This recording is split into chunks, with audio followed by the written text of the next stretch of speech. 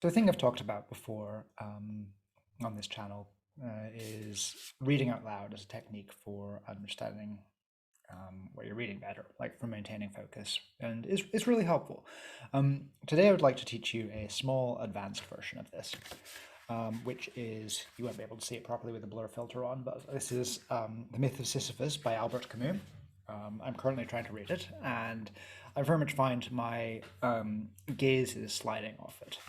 And one of the problems with this, or one of the reasons for this, is that it's got that state which a lot of translated French philosophy has, where it's actually quite readable. It's like locally, it's a very easy to read book. The sentences are well constructed. It's not hard to follow, but it's very dense in a way that makes it hard to fit in one's head, and also doesn't lead to a very natural cadence when reading out loud. And so let me start by just showing you what it's like when I read it out loud normally. Now the main thing is done. I hold certain facts from which I cannot separate. What I know, what is certain, what I cannot deny, what I cannot reject. This is what counts. I can negate everything of that part of me that lives on vague nostalgias, except this desire for unity, this longing to solve, this need for clarity and cohesion.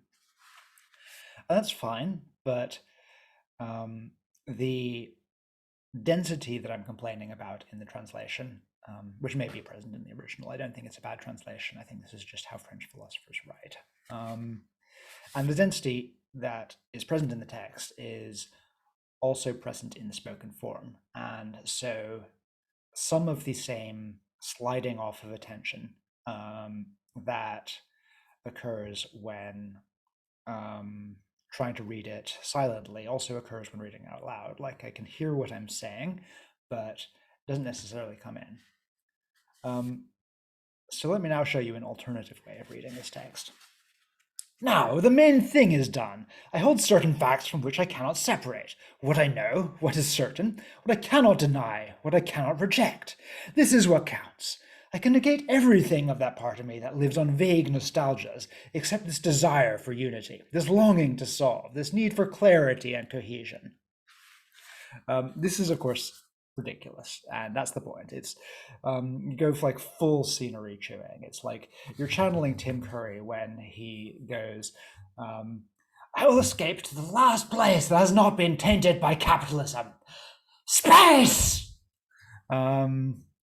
And you inject emotion into it in a way that makes it really entertaining to engage with, and actually like maintains much more interest in the whole text. Like, I don't know whether this says more about Camus or more about me, but I find that the Myth of Sisyphus read in like Tim Curry going to space voice just lands so much better for actually like engaging with the text and understanding it.